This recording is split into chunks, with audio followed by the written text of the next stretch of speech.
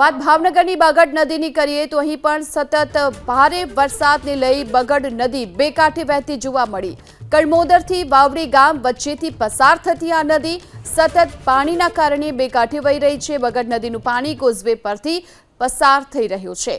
બગડ નદીમાં એટલું પાણી આવ્યું છે કે નદી પરનું આ કોઝવે કે જેના પરથી પણ આ નદીના પાણી પસાર થઈ રહ્યા છે અને કડમોદરથી વાવડી ગામ વચ્ચે પસાર થતી આ નદી પરના કોઝવે પર પાણી ફરી વળવાના કારણે હાલમાં તો લોકોને સતત ડર લાગી રહ્યો છે। સતત પાણીનો આ પ્રવાહ છે તે વધી રહ્યો છે કારણ કે રોડ બંધ થાય તેવી શક્યતા જોવામાં આવી રહી છે। આ તરફ ભાવનગર જિલ્લામાં મુશળધાર વરસાદના કારણે પાલીતાણા ગારિયાધાર હાઈવે જળબંબાકાર થઈ ચૂક્યો છે। હાઈવે પર સતત પાણી ભરાયા છે। ઘૂંટણ સુધીના પાણી અહીં હાઈવે પર ભરાઈ ચૂક્યા છે।